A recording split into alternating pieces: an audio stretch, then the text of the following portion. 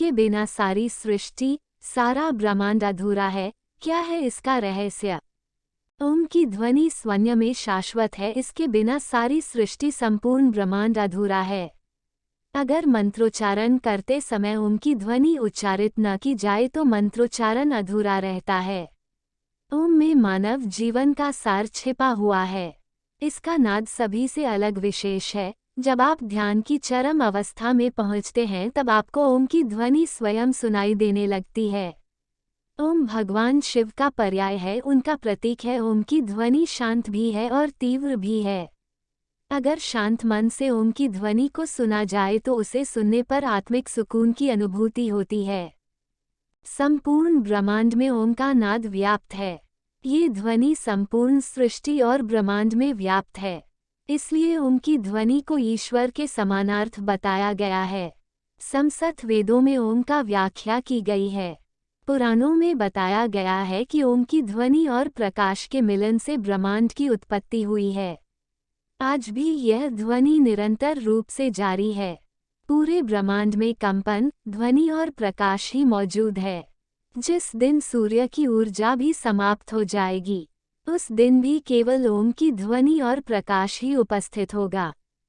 ओम 3 शब्दों से मिलकर बना है। ओम का अर्थ और उच्चारण। ओम का उच्चारण 3 ध्वनियों से मिलकर बना है। इनका अर्थ वेदों में भी बताया गया है।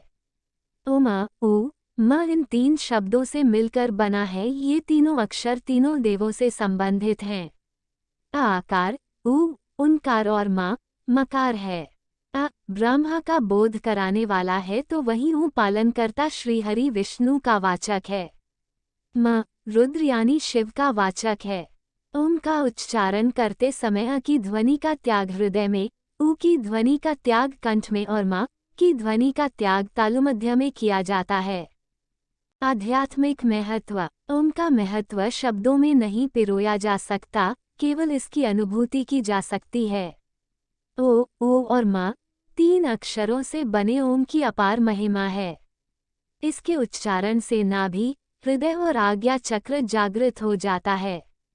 ये तीनों देवों, ब्रह्मा, विष्णु, महेश के साथ तीनों लोकों का भी प्रतीक है। शास्त्रों में ओम की ध्वनि के शतम अर्थात 100 से भी अधिक अर्थ बताए गए हैं। ओम का उच्चारण मोक्ष की ओर ले जा सकता है। यह एकाक्षर मंत्र है। ओम ही महामंत्र है। यह अनादि और अनंत तथा निर्वाण, मोक्ष सभी का प्रतीक है। कैवल्य ज्ञान अर्थात ब्रह्मज्ञान या आत्मज्ञान की चरम अवस्था में पहुंचना, यही चरम अवस्था योग की होती है। जब साधक ध्यान की अवस्था में शून्य की ओर चला जाता है, उस चरम सीमा पर पहुंचने पर व्यक्ति को ओम की ध्वनि स्वयं ही सुनाई देने लगती है। सृष्टि का आदि और अंत सब ओम है। ओम से ही समस्त सृष्टि की उत्पत्ति है, तो ओम के नाद में सृष्टि के अंत की क्षमता भी है। इसके नाद अर्थात ध्वनि में प्रलय को आमंत्रित करने की भी क्षमता है। ये समस्त ब्रह्मांड के विनाश की क्षमता रखता है। इसकी ध्वनि ब्रह्मांड की किसी भी अन्य वस्तु, प्राणी, ग्रह आदि से प्रभावशाली है। ये ध्वनि सूक्ष्म से ज्यादा सूक्ष्म हो सकती है तो वहीं यह विकराल से भी ज्यादा विकराल हो सकती है।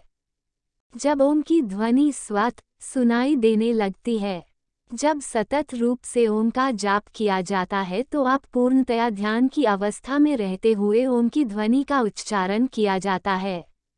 तो एक समय ऐसा आता है जब साधक ध्यान की चरम सीमा में पहुंच जाता है।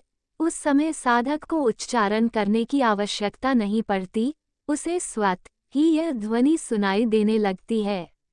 दोस्तों, आपको ये वीडियो कैसी लगी कमेंट बॉक्स में ज़रूर बताएं। वीडियो को लाइक करें, शेयर करें और हमारे चैनल को सब्सक्राइब करना ना भूलें। धन्यवाद।